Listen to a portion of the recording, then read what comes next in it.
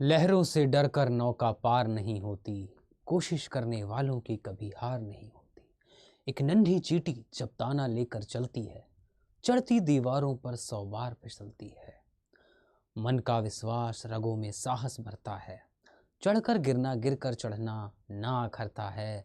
आखिर उसकी मेहनत बेकार नहीं होती, कोशिश करने वालों की कभी हार नहीं होती। तो हेलो दोस्तों, मेरा नाम है परीक्षित, मैं हूं आपका सोशियोलॉजी मेंटर जो आपको पढ़ाता है सोशियोलॉजी। और बहुत बहुत स्वागत है आपका अपने प्लेटफॉर्म अड्डा 24/7 ह्यूमैनिटीज़ पे। आज हम क्या करने वाले हैं? आज हम करने वाले हैं चैप्टर नंबर 3, आपका बुक नंबर 2 का, ठीक है ना।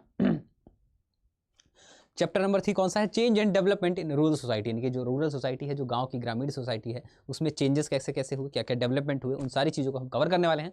तो वीडियो को अगर लास्ट तक देख लोगे तो सारे ही चैप्टर के कंसेप्ट क्लियर हो जाएंगे और बिल्कुल सारी टेंशन चैप्टर की खत्म हो जाएगी। तो अगर चैप्टर बहुत अच्छे से समझना चाहते हो बहुत कम समय में, तो क्लास में वीडियो में लास्ट तक जरूर बने रहना। लास्ट में आपको पता लगेगा कि क्या क्या आपने यहाँ पे समझा। तो बिना देरी के शुरू करते हैं चैप्टर को और जानते हैं हम कि इस चैप्टर में क्या क्या कवर करने वाले हैं, क्या क्या हम पढ़ने वाले हैं, ठीक है ना। तो सबसे पहले क्या करने वाले इसमें टॉपिक जो है आपका वो एग्रियन, ठीक है, एग्रीरियन स्ट्रक्चर है, ठीक है ना।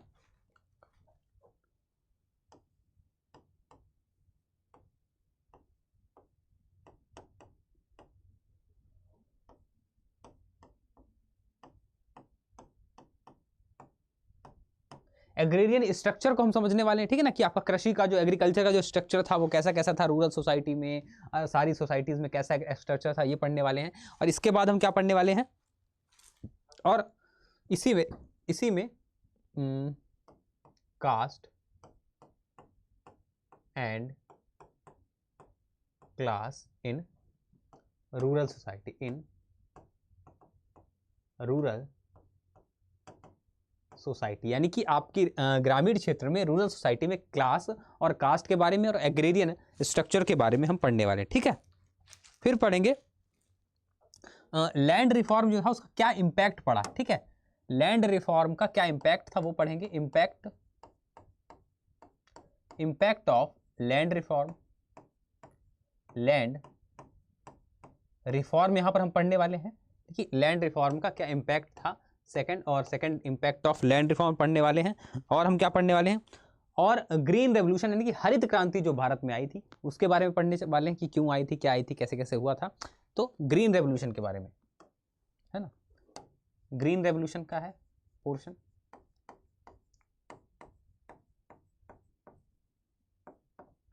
ठीक है ना। ग्रीन रेवोल्यूशन के बारे में हम पढ़ने वाले हैं और उसका जो है ग्रीन रेवोल्यूशन एंड इट्स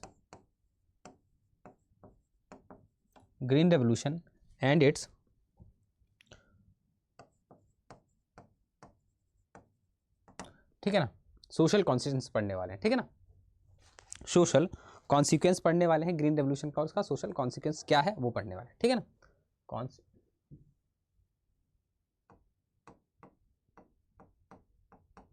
ठीक है ना, ये आपका थर्ड हो गया। फोर्थ इसमें क्या कवर होने वाला है, थर्ड हो गया। फोर्थ इसमें क्या कवर होने वाला है आपका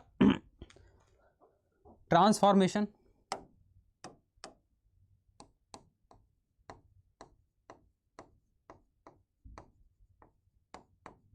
ट्रांसफॉर्मेशन इन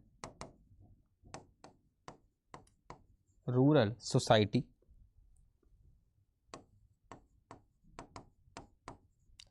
आफ्टर इंडिपेंडेंस, ठीक है।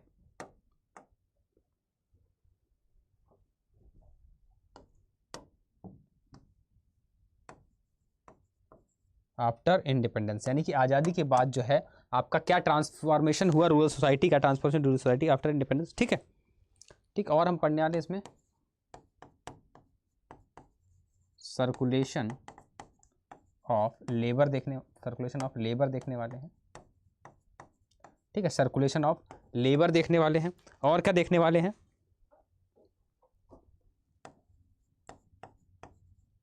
ग्लोबलाइजेशन,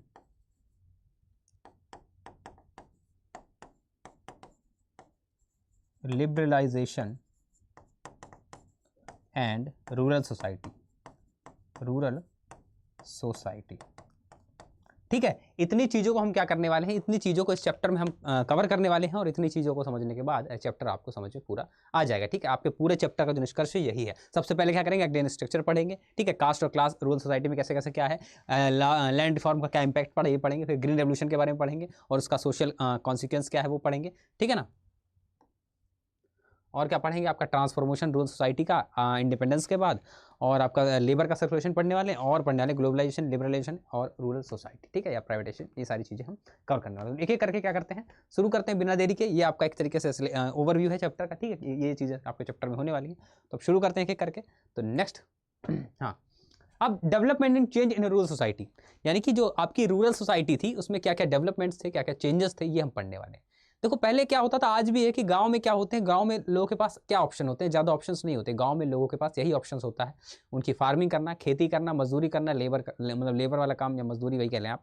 ठीक है, तो गाँव में जो आपका होता है, गांव में ऑप्शंस कम होते हैं। ठीक है, ऑप्शंस क्या, यही ऑप्शन होते हैं कि ग्रामीण अगर रूरल सोसाइटी है तो क्या करेगी भाई, वो किस पे डिपेंड होगी, वो तो आपकी एग्रीकल्चर पे डिपेंड होगी, है ना, खेती पे डिपेंड होगी, एग्रीकल्चर पर डिपेंड होगी, या किस पे डिपेंड होगी, फार्मिंग पे ही डिपेंड होगी वो। ठीक है ना, तो अब ज़्यादातर लोग क्या होंगे, मजदूर होंगे, फार्मर्स होंगे। ठीक है, उसमें भी कुछ लोग ऐसे होंगे जिनके पास भूमि होगी, और कुछ लोग ऐसे होंगे जो भूमि नहीं भी होगी इनके पास, यानी कि कुछ तो ऐसे होंगे जिनके पास आपकी लैंड अच्छी होगी। ठीक है, कुछ तो लैंड ऑनर होंगे उसमें से, तो वो क्या करेंगे, अपने लैंड पे कुछ ग्रो करा दिया और उससे क्या करें, अपना भरण पोषण, अपना गुजारा कर रहे हैं। और कुछ कैसे होंगे जिनके पास लैंड होगी नहीं होगी। ठीक है, कुछ कैसे होंगे जिनके पास लैंड नहीं होगी।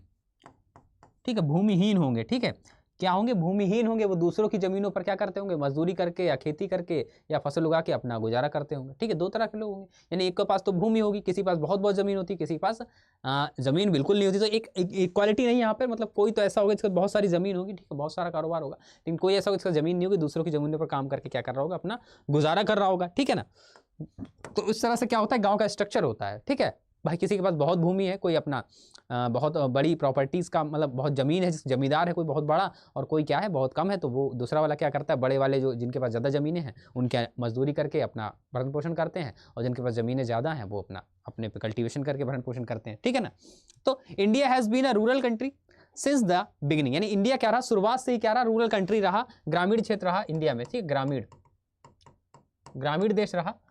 Even at present, a large part of the Indian population live in rural area, यानी कि अभी भी क्या है, एक बहुत बड़ा पार्ट अपने भारत का गांव में निवास करता है। ठीक है, एक बहुत बड़ा एरिया, बहुत बड़ा तबका कहाँ निवास करता है, भारत का गांव में निवास करता है, वहीं अपना जीवन का भरण पोषण करता है। अकॉर्डिंग टू द 2011 सेंसस, यानी कि 2011 की जो जनगणना थी उसके अनुसार क्या था, लगभग 67% India population live in rural area. यानी कि 2011 की जो जनगणना हुई थी, 2011 की जो जनगणना हुई है ना, उसके हिसाब से लगभग बताया जा रहा है कि 67% लोग कहाँ रहते हैं, अपने रूरल एरिया में रहते हैं। ठीक है, ग्रामीण समाज में रहते हैं। ठीक है, because a large part of the population in the rural area is based on agriculture, क्योंकि भाई रूरल एरिया में रहने वाली जो जनसंख्या है वो किस पे बेस्ड है, एग्रीकल्चर पे बेस्ड है। A large part of the Indian economy is also based on agriculture. भाई जब इंडिया में जितने लोग हैं, इंडिया में मतलब ज़्यादातर जो मोस्ट ऑफ द जनसंख्या बता रहे कि आपकी बहुत बहुमत जो है 67% बताया जा रहा है कि जब निवास कर रहा है रूरल एरिया में। ठीक है, तो जब रूरल एरिया में निवास कर रहा है तो जाहिर सी बात है उसका ऑक्यूपेशन है, उसका कारोबार भी क्या होगा, एग्रीकल्चर होगा। तो जब एग्रीकल्चर का कारोबार, एग्रीकल्चर जब कारोबार कितने परसेंट लोगों का हो गया, 67% लोगों का हो गया, तो भाई ज़्यादा परसेंट लोग क्या कर रहे हैं, एग्रीकल्चर पर डिपेंड है, तो इकोनॉमी में भी एग्रीकल्चर का बड़ा हाथ होगा।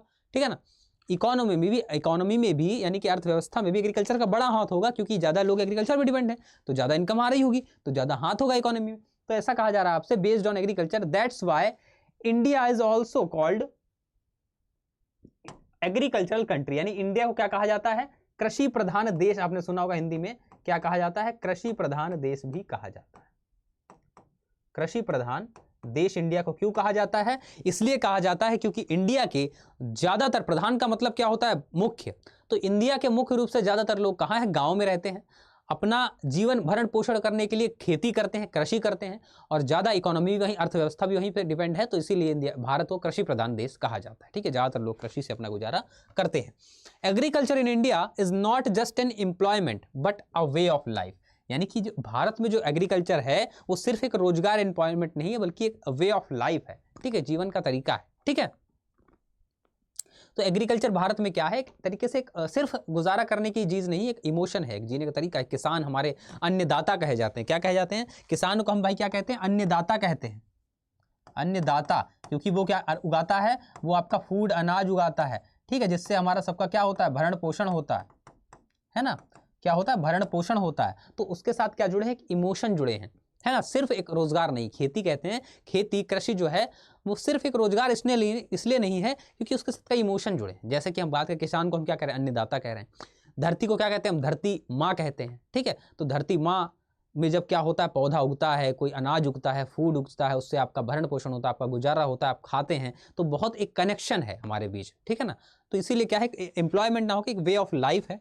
For this reason many festival related to agriculture, यानी कि बहुत से festival related are also celebrated in many regions of India. For example Pongal, यानी कि कृषि संबंधित कई सारे आपके त्यौहार मनाए जाते हैं, जैसे कि पोंगल, बैसाखी हो गया, होली भी हो गया। इसमें क्या है भाई? सीजन जब आता है नया, फसल कटती है, फसल कटी का आपने गाना सुना होगा, फसल कटी आई बैसाखी।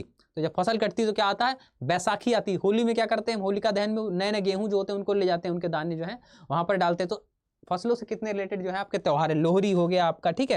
ये सब त्यौहार जो हैं, जैसे कि आपका पोंगल हो गया, मकर संक्रांति हो गया, देखो ये भी फूड ग्रेन संबंधित है। बैसाखी हो गया, होली भी आप इंक्लूड कर सकते हो उसमें। होली में भी तो भाई उसका काम होता है गेहूं का। होली हो गया, जब नया नया गेहूं तैयार होता है तो होलिका दहन में उसका शुभारंभ किया जाता है, ठीक है ना।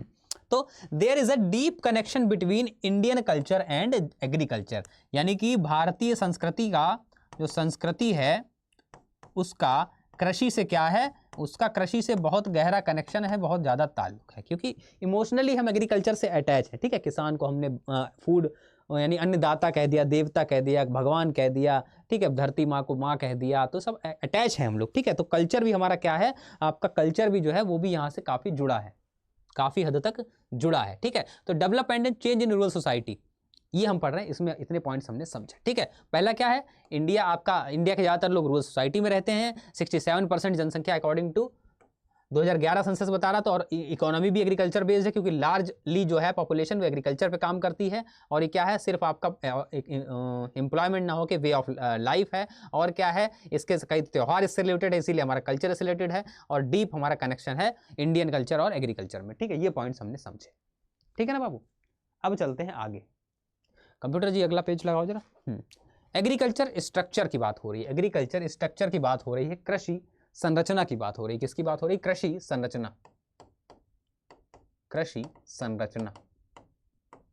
संरचना, ठीक है बाबू। अब देखो मैं हिंदी में भी समझा रहा हूँ आराम से, ठीक है। हिंदी वाले बच्चे कहते हैं कि सर हिंदी में बताया करो सर प्लीज़ हिंदी में, तो हिंदी में भी देखो मैं समझा रहा हूँ तुम लोगों को, ठीक है। आपको टेंशन लेने की बात नहीं, बस लिखा इंग्लिश में है, मैं समझा रहा हूँ, एक्सप्लेन कर रहा हूँ हिंदी में भी। आप दोनों भाषी लोग जो हैं, हिंदी वाले भी समझ जाएंगे मैं ऐसे बता रहा हूँ, इंग्लिश वाले भी समझ जाएंगे, दोनों लोग आप समझ जाओगे जैसे मैं बता रहा हूँ, ठीक है।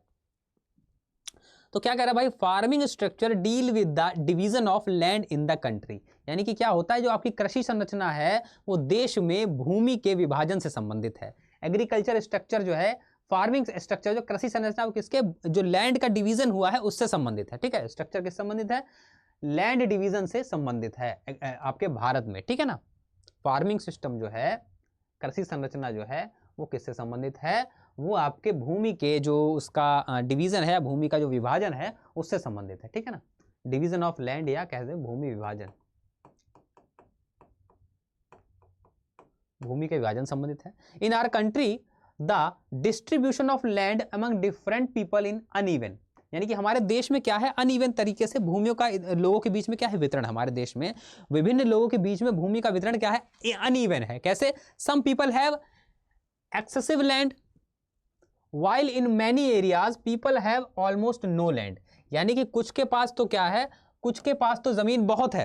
अब हमारे देश में क्या है? विभिन्न लोग, कुछ लोगों के पास क्या है? बहुत भूमि है भाई। कुछ लोगों के पास क्या है? भूमि जो है बहुत है, भूमि जो है अत्यधिक है कुछ के पास, अत्यधिक है कुछ के पास। और कुछ के पास क्या है? बिल्कुल भी भूमि नहीं है। कुछ के पास क्या है? भूमिहीन है लोग भाई, भूमिहीन भी है कुछ लोग, है ना। तो अनइवन तरीके से भाई बटी है, तभी तो ऐसा है, अनइवन है भाई। किसी के पास तो बहुत जमीन है और किसी के पास बिल्कुल भी जमीन नहीं है। While in many areas people have almost no land, तो बताया आपको, one of the basis of the amount of land the cultivators are mainly divided into 5 parts, यानी कि भूमि की मात्रा के आधार पर क्या हुआ, कृषकों को 5 भागों में विभाजित किया गया। किसके अनुसार, जो भूमि की मात्रा थी, भूमि की मात्रा के अनुसार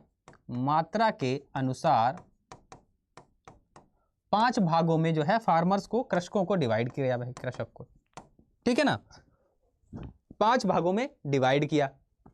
कौन कौन से भाई, लार्ज लैंड ऑनर, सबसे पहले क्या कहे गए, लार्ज लैंड ऑनर। लार्ज का मतलब ही क्या होता है, बड़ा, ठीक है। लार्ज से मतलब आप समझ जाइए कि किसी बड़े की बात हो रही है, ठीक है। बड़े भूस्वामी हैं ये, कौन से हैं, ये बड़े भूस्वामी हैं, बड़े भूस्वामी बनते हो, बड़े भूस्वामी हैं, ठीक है। Large land owner are those land owner who have a large amount of land, जिनके पास भाई ज्यादा भूमि है वो large land. Earlier they were also called landlords, यानी कि क्या है भाई, बड़े भूस्वामी कौन से हैं, जिनके पास बड़ी मात्रा में जमीन है, और उनको जमींदार भी कहा जाता है, ठीक है। उनको क्या कहा जाता है, लैंडलॉर्ड्स या फिर जमींदार भी कहा जाता है, ठीक है। दे आर न good profit from there land, यानी कि वो क्या करते हैं, अच्छा लाभ कमाते हैं अपनी भूमि से, अच्छा लाभ कमाते हैं ये लोग। कहां से कमाते हैं भाई, अपनी भूमि से, ठीक है ना। फिर आते हैं मीडियम लैंड ऑनर, यानी कि मध्यम भूस्वामी जो है, ठीक है ना, मध्यम भूस्वामी आते हैं भाई। तो मध्यम भूस्वामी कैसे हैं, they have a moderate amount, इनके पास क्या है, मॉडरेट अमाउंट है of land from which they earn their living and earn some profit, यानी कि उनके पास मध्यम मात्रा में जमीन है, जिससे क्या करते हैं, अपना लाइफ चलाते हैं और थोड़ा सा प्रॉफिट कमाते हैं, ठीक है। मध्यम मात्रा में जमीन है, मध्यम मात्रा में जमीन है, ठीक है। उससे क्या करते हैं भाई, उससे क्या करते हैं, अपनी जीवन चलाते हैं और थोड़ा सा लाभ कमा लेते हैं, बस, और खुश रहते हैं, ठीक है। फिर मार्जिनल लैंडलॉर्ड, मार्जिनल में क्या है भाई, ये आपके सीमांत हैं, सीमांत भूस्वामी, कोई नाम है सर, सीमांत भूस्वामी, सीमांत आधा ना बनेगा, ठीक, कर लेना इसको, सही, सीमांत, वही कर देता हूं, सीमांत। This is the land owner who has very little land, इनके पास क्या है, बहुत कम भूमि है, वेरी लिटिल लैंड, बहुत कम जमीन है इनके पास, बहुत कम जमीन है इनके पास, ठीक है। Cultivating this land he fulfil his need but can not grow the crop to sell in the market, यानी कि ये क्या करते हैं भाई, इस जमीन पर खेती करके अब क्या करते हैं, अपनी जरूरतें तो पूरी कर लेते हैं, लेकिन बाजार में बेचने के लिए फसल नहीं उगा पाते, यानी कि इतनी जमीन है इनके पास कि उगा लेते हैं और अपने परिवार का अपना बस खाने भर का हो जाता, बाजार में बेच के लाभ नहीं कमा पाते, समझ रहे हो। यानी इतनी जमीन है, बस उगाया और अपना पेट भर लिया, बेच के कुछ प्रॉफिट कमाना, कुछ लाभ कमाना, कुछ तरक्की करना, ये नहीं कर सकते, ठीक है ना। तो क्या है भाई, इनके पास बस क्या करते हैं, अपनी जरूरतें पूरी कर लेते हैं, बाजार में बेचने की फसल इनके पास नहीं होती भाई। क्या करते हैं, सिर्फ जरूरतें पूरी करते हैं, जरूरतें पूरी करते हैं, ठीक है। लाभ जो है बाजार में बेच के नहीं कमा पाते हैं ये लोग, ठीक है। ये आपके मार्जिनल फार्मर कहलाते हैं, क्लियर, ठीक है।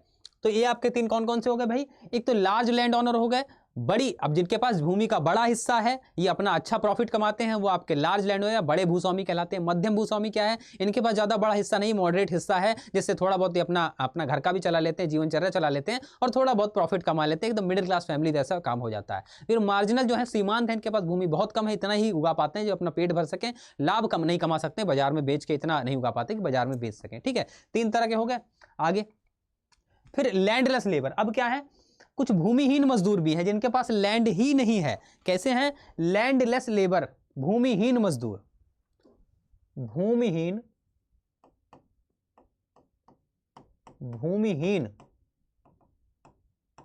मजदूर, ठीक है, लैंडलेस लेबर। अब ये क्या, these are people who do not own land, जिनके पास क्या है, भूमि नहीं है, जिनके पास जमीन जो है वो नहीं है। Earn wages and earn their living by working in other fields, यानी कि क्या करते हैं भाई, कैसे कमाते हैं, मजदूरी करते हैं और दूसरों के खेतों में काम करते हैं और उससे क्या करते हैं, अपना जीवन यापन करते हैं। भाई क्या करते हैं, मजदूरी करते हैं। मजदूरी कहां करते हैं, दूसरों के खेतों में, दूसरों के खेत में और उससे क्या करते हैं, अपना गुजारा करते हैं, ठीक है। देयर एम्प्लॉयमेंट इज इनसिक्योर, इनका रोजगार क्या है, असुरक्षित है, इनसिक्योर है, इनका रोजगार जो है, रोजगार कैसा है भाई, असुरक्षित,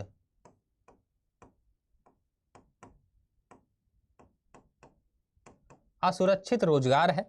most of the landless labour are daily wages earn, क्या है, डेली अपनी दिहाड़ी लेते हैं, and get wages on a daily basis, यानी कि अधिकांश जो आपके भूमिहीन मजदूर हैं उनको क्या मिलता है, दैनिक अपना वेतन मिलता है और डेली आधार पर उनकी मजदूरी मिलती है, ठीक है। इनको क्या मिलता है, दैनिक वेतन, ठीक है, या डेली की आप दिहाड़ी कह लें, ठीक है, दिहाड़ी भी कहते हैं या मजदूरी जो भी कह लें, है ना, वो इनको डेली वेजेस पर मिलता है, ठीक है। ये लैंडलेस आपके भूमि। फिर आपके हैं टीनेंट और लेसेस, ये क्या है, किराएदार या फिर आपके पट्टे धारक जिनको बोलते हैं,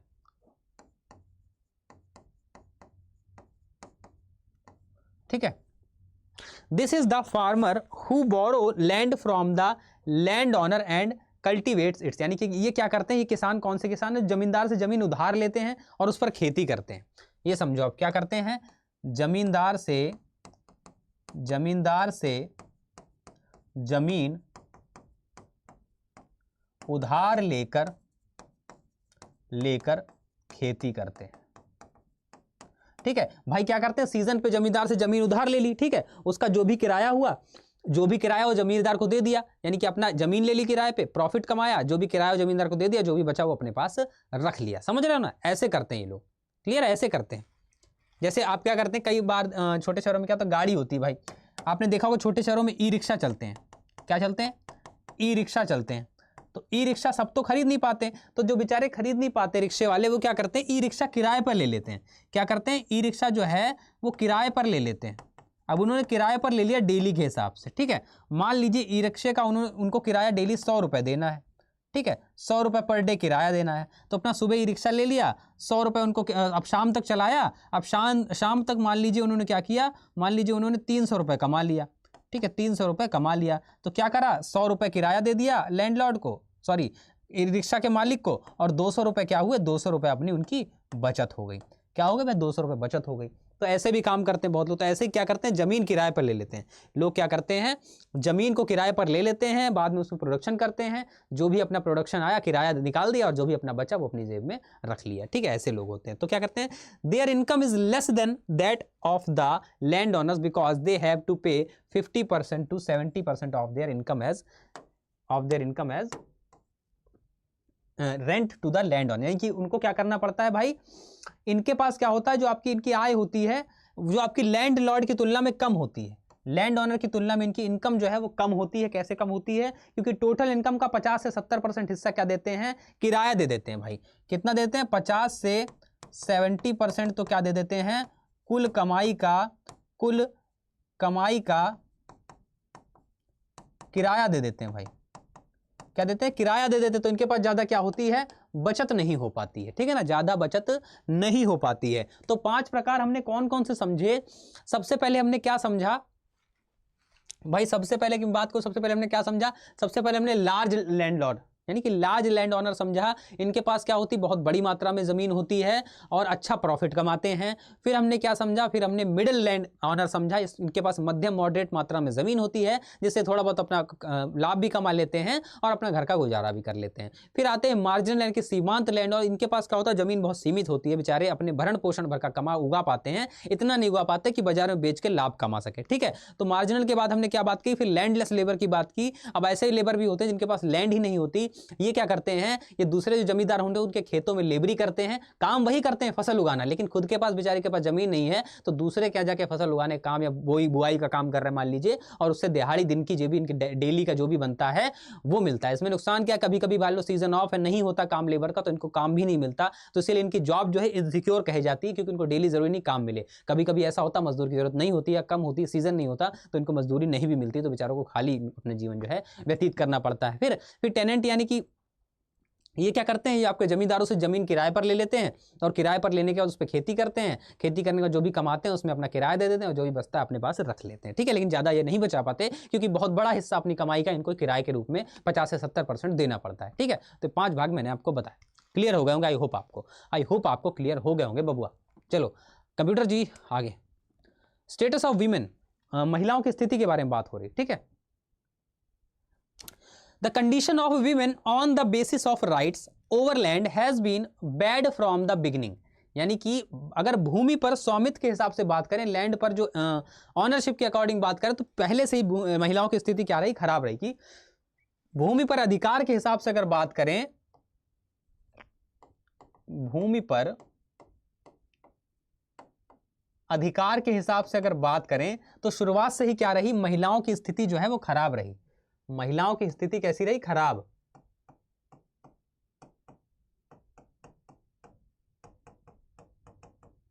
स्थिति जो है खराब रही, है ना।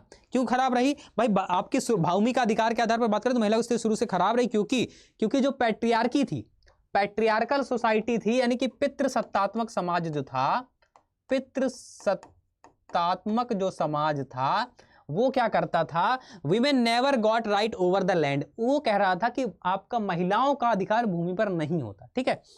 पितृसत्तात्मक समाज के होने के कारण क्या था, महिलाओं का भूमि पर कभी अधिकार नहीं था। पितृसत्तात्मक समाज का मतलब है जहां पर पुरुष प्रधान होता हो, जहां पर घर के सारे डिसीजन पुरुष लेता हो, जहां पर पितृसत्ता चलती हो, पैट्रियार्की चलती हो, पुरुष प्रधान, पुरुष ही डिसीजन लेगा, पुरुष के हाथ में सब कुछ होगा, पुरुष ही सब कुछ करेगा, है नहीं। घर पे मम्मी कहती पापा से पूछो, पापा ये कहेंगे तो पापा ये होगा, तो पापा पितृसत्ता है ना। हमारे यूपी बिहार के क्षेत्र में कैसी पितृसत्ता चलती है, ठीक है। तो वहां क्या था, महिलाओं का भूमि पर कोई अधिकार नहीं था, लैंड पर वीमेंस का कोई राइट नहीं था बाबू, ठीक है। फिर कह रहा है caste and class in rural society. अब रूरल सोसाइटी में जाति और वर्ग की बात हो रही, किसकी, जाति और वर्ग ग्रामीण समाज में। जाति व वर्ग कहां, ग्रामीण समाज में। The influence of the caste system in India rural society has been there since the beginning, even the modern system of today have not been able to reduce this effect. यानी कि भारतीय ग्रामीण समाज में जाति व्यवस्था का प्रभाव शुरू से रहा। कैसे रहा, शुरुआत से ही भाई जाति व्यवस्था का प्रभाव रहा, शुरुआत से जाति का प्रभाव जो था हमारे समाज में रहा, एग्जिस्ट रहा, ठीक है। आज की आधुनिक व्यवस्थाएं भी इस प्रभाव को कम नहीं कर पाई, यानी कि आज इतनी मॉडर्निटी हो गई, इतनी टेक्नोलॉजी हो गई, मॉडर्नाइजेशन हो गया है, लेकिन जो आपकी जाति से रिलेटेड चीजें हैं इनको अभी भी एग्जिस्ट करती हैं, अभी भी इनको कम नहीं किया जा पाया है, ठीक है। लुकिंग एट, ये पॉइंट हो गया। फिर looking at the structure of agriculture in India, it can be clearly said that the dominant caste in India have more land. यानी कि भारत में जो आपकी एग्रीकल्चर का स्ट्रक्चर है उसको देखते हुए ये तो क्लियर हो गया या स्पष्ट हो जाता है कि भारत में जो आपकी डोमिनेंट जातियां हैं, भारत में क्या है, जो डोमिनेंट जातियां हैं, जो प्रभावी जाति हैं, जो प्रभावी जातियां हैं, प्रभावी जातियों के पास क्या है, ज्यादा भूमि है, ठीक है। प्रभावी जातियों के पास क्या है, अधिक भूमि है, ठीक है। जो एग्रीकल्चर स्ट्रक्चर है इंडिया में से क्लियर हो गया कि जो प्रभावी जातियां हैं, जो डोमिनेंट कास्ट है इंडिया में, उनके पास भूमियों की संख्या ज्यादा है, उनके पास भूमि जो है अधिक है, ठीक है।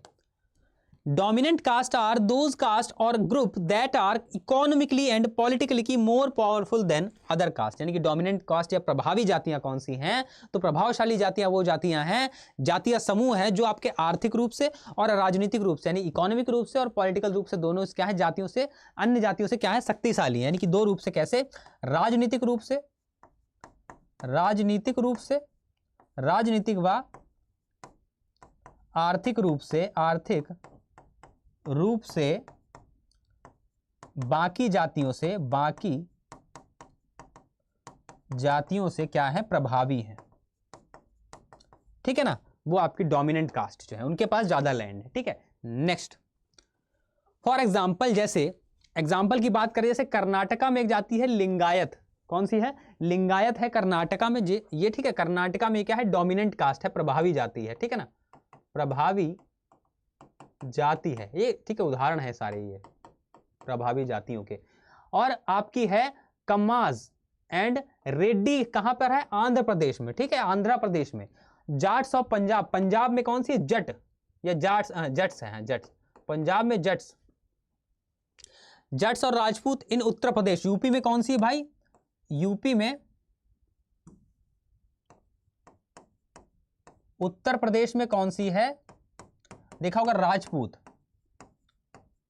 ठीक है, जट। ठीक है। पंजाब में भी कौन सी है? जट। पंजाब में भी जट, और आंध्र प्रदेश में भी क्या है आपकी?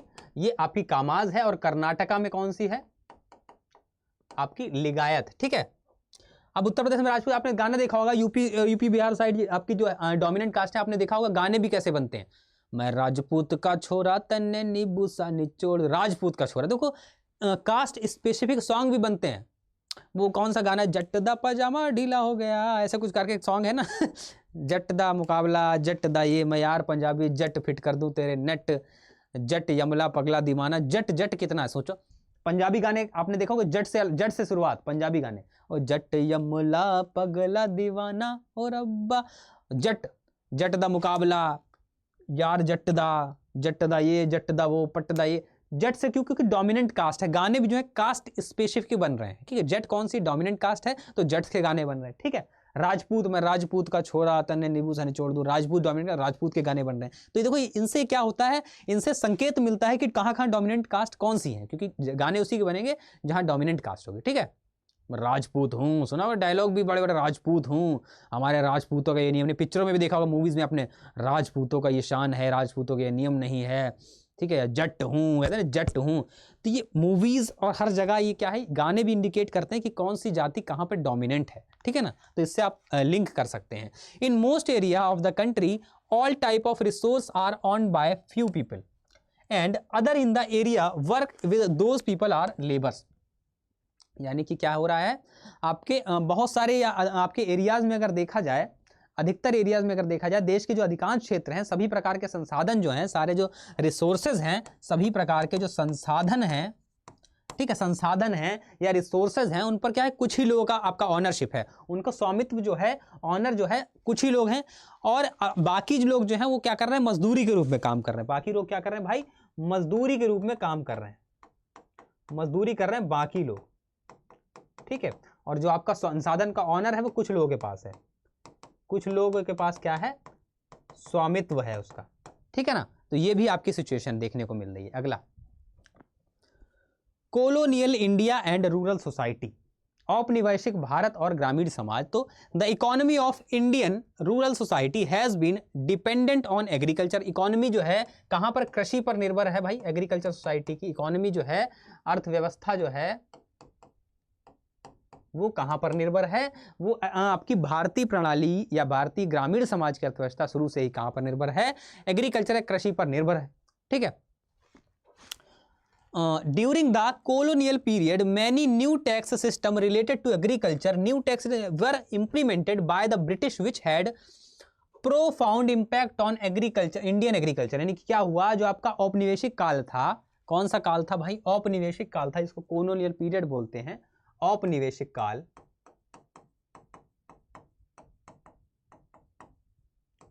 औपनिवेशिक काल जो था उसके दौरान क्या हुआ, भारत में औपनिवेशिक काल के दौरान क्या हुआ, अंग्रेजों या ब्रिटिश के द्वारा क्या, आपके जो कृषि से संबंधित कई सारे क्या थे, आपके टैक्स थे, उनको लागू कर दिया गया। ठीक है। एग्रीकल्चर संबंधित कई सारे टैक्सेस को क्या कर दिया गया, लागू कर दिया गया, जिससे क्या हुआ, भारतीय जो कृषि थी उस पर बहुत प्रभाव पड़ा, बहुत इफेक्ट पड़ा। ठीक है। उन्होंने टैक्स लागू कर दिए और टैक्स का इफेक्ट कहां पड़ा, इंडियन एग्रीकल्चर पे पड़ा। ठीक है। इंडियन एग्रीकल्चर पर टैक्स का क्या पड़ा, इफेक्ट पड़ा। ठीक है ना। During the British era there were mainly 3 type of tax system. यानी कि ब्रिटिश एरिया के दौरान क्या था, 3 तरह के टैक्स सिस्टम थे। ठीक है। ब्रिटिश शासन के दौरान क्या थे, 3 तरह के टैक्स सिस्टम जो थे वो हुआ करते थे भाई। तो अब कौन कौन से टैक्स सिस्टम थे, तो आपका पहला क्या कह रहा है, इस्तेमारी सेटलमेंट।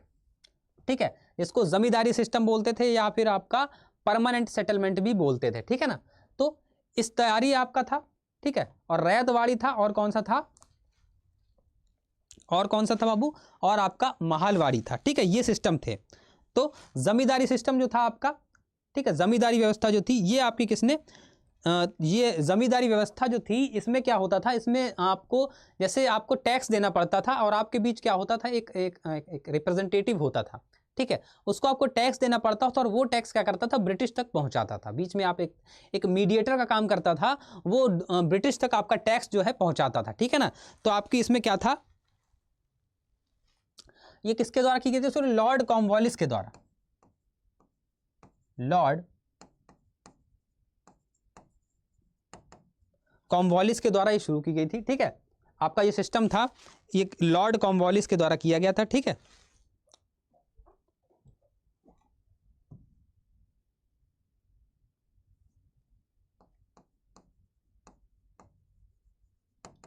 ठीक है, लॉर्ड कॉर्नवालिस नाम याद रखिएगा। ठीक है, आपका जो जमींदारी सिस्टम था कब किया गया था? 1793 में। 1793 में, 1793 में इसको किया गया था इंप्लीमेंट। ठीक है, और ये कहाँ था आपका? मोस्टली बिहार, बंगाल, उड़ीसा और वाराणसी की तरफ ये था मोस्टली। कहाँ था भाई? बिहार, बंगाल, उड़ीसा, वाराणसी, इधर ये आपका फैला हुआ था। ठीक है, यहां पे आपका इंप्लीमेंटेड था। ठीक है, अब आपका जो लैंड रेवेन्यू होता था, जो आपका रेंट होता था, जो भी कह लें, तो उसका क्या था? 1/3% आप 1/3 भाग आपको देना पड़ता था। कितना देना पड़ता था भाई? 1/3 आपको देना पड़ता था। ठीक है, जो मीडिएटर था, और मीडिएटर जो था वो आपका 11 में से 11 भाग करेंगे तो 10 भाग वो किसको देता था? ब्रिटिश को देता था। ठीक है ना, और एक भाग जो था वो आपका मीडिएटर रखता था, या जो भी रिप्रेजेंटेटिव होता था, दलाल कह लें आप सीधे, तो वो रखता था। ठीक है, एक भाग वो, जैसे 11 भाग किए आपने, पहले तो 1/3 दिया आपने। ठीक है, तीसरा भाग दिया और उसमें से 11 भाग किए तो 10 भाग ब्रिटिश को दे दिए, एक भाग उसने खुद रख लिया। ठीक है, ऐसे उसका जो है डिवाइडेशन होता था। ठीक है, एक भाग कौन रखता? जमींदार रख लेता था, और जमींदार बाकी जो है दलाल ने कहा, जमींदार लिख दो ज्यादा अच्छा लगेगा, दलाल। जो जमींदार था, ठीक है, जमींदार एक भाग रख लेता था और 10 भाग कहाँ देता था? ऊपर आपका ब्रिटिश को ये देता था। ठीक, ये सिस्टम था। ठीक है, तो क्या सिस्टम था भाई? लॉर्ड कॉर्नवालिस के द्वारा ये शुरू किया गया था। 1773 इसका सन है। बिहार, बंगाल, उड़ीसा, वाराणसी में हुआ था। 1/3 पार्ट आपको रेवेन्यू देना पड़ता था लैंड का, और आपका 10वां भाग जो 10 भाग ब्रिटिश लेते थे, एक भाग जमींदार रख लेता था। ठीक है, फिर आता है आपका रायतवाड़ी सिस्टम। ठीक है, तो रायतवाड़ी जो था ये आपका किया था अलेक्जेंडर रीड ने, अलेक्जेंडर रीड एंड आपका थॉमस मुनरो।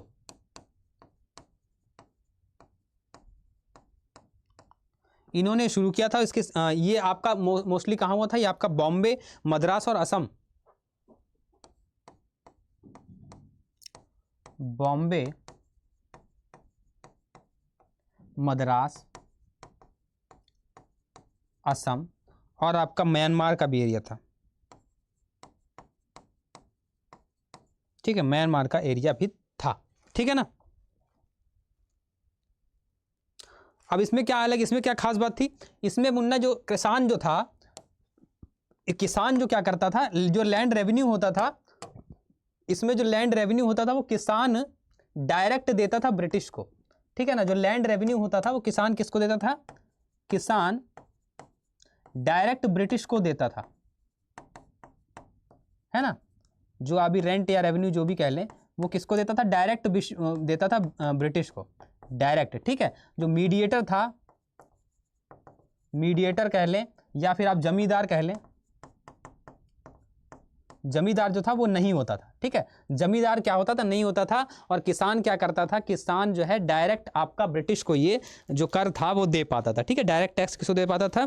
ब्रिटिश को दे पाता था। ठीक है ना, फिर और इसमें भी क्या था? दो तरीके, आपकी बंजर जमीन पे अलग था और उपजाऊ जमीन पे अलग था। बंजर जमीन पे 50% और उपजाऊ जमीन पर 60% टैक्स होता था। 50% होता था बंजर भूमि पर, और 60% उपजाऊ पर। ठीक है ना, 7% किस पे? उपजाऊ पर होता था। ठीक है, तो ये आपका रायतवाड़ी सिस्टम में ऐसा होता था। ठीक है, फिर मालवाड़ी सिस्टम में क्या था भाई? जो मालवाड़ी सिस्टम था इसमें क्या था? तो मालवाड़ी सिस्टम की बात करें तो आपका फ्रांसिस हेस्टिंग्स और रॉबर्ट मैरिस्टिन्स बर्ड जो है इसमें आपके मुख्य उनके वो थे, रोल थे। तो नाम लिख लीजिए आप, कौन थे भाई? फ्रांसिस हेस्टिंग्स थे, और कौन थे भाई? Robert मैरथिन्स bird.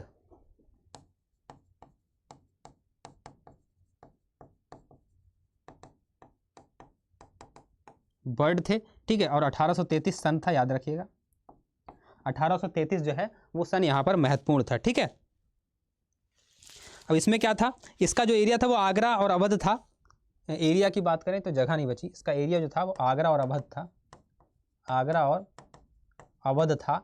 बाद में धीरे धीरे क्या हुआ, बाद में धीरे धीरे ये एमपी और पंजाब में भी फैलने लगा। एमपी और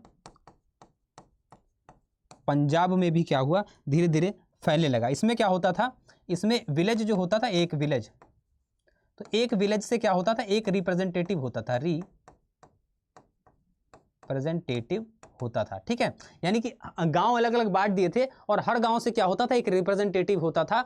वो रिप्रेजेंटेटिव क्या करता था, किसान से टैक्स लेता था और ब्रिटिश को क्या करता था, पहुंचा देता था। ठीक है ना, हर गांव से क्या होता था भाई, एक रिप्रेजेंटेटिव होता था और किसान से टैक्स लेके क्या करता था, आपका टैक्स लेता था और जिससे क्या करता था, पहुंचा देता था। ठीक है, और उस जो रिप्रेजेंटेटिव होता था उसको क्या लंबतदार कहा जाता था। क्या कहा जाता था, लंबतदार।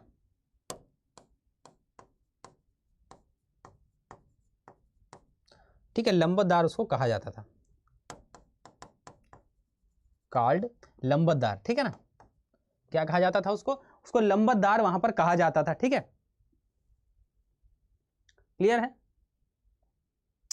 फार्मर को रेंट लेकर क्या करता था, ब्रिटिश को देता था। ठीक है, 5% टैक्स था, फार्मर 5% फार्मर देते थे ब्रिटिश को।